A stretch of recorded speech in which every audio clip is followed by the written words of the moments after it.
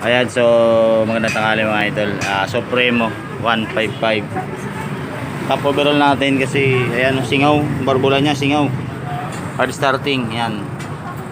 Asahin natin ang gusto tapos papalit tayo ng piston ring. Oh. Stock up yung ano niya. So, mamaya na lang tingnan natin yung andar niya.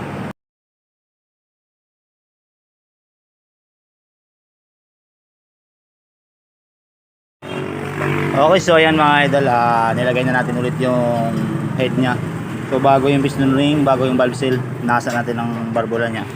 Ayan, ganyan yung top dead center ng ano, ng Supremo. Ayan oh. Nakati tapat dito sa dash, tapos kaya patay. Tapos lagi niyo tatandaan yung marking na to, dapat sa taas, wala sa kabila kasi pag nasa kabila iba. Tapos ito,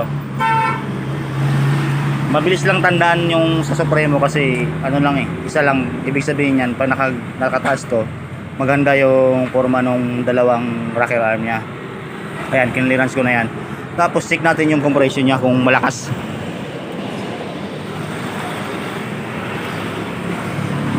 Sipain natin. So kick natin, takpan natin yung butas. Dapat yan ano, tumutunog sa lakas. Ayan o, dapat ganyan kalakas. Ayan o, kung parang namamaril, ibig sabihin maganda yung compression nya. Okay, so linisin muna natin yung carburetor para sabay sa ano, sa adjust ng clearance.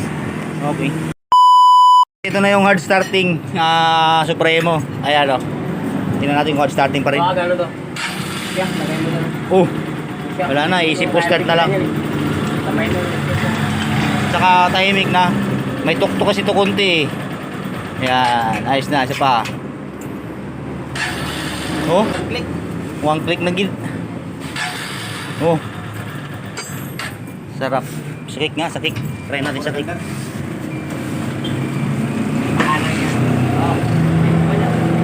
Ay, umandar na pala. Sabahin ko pa ulit, umandar na pala. Ayos na.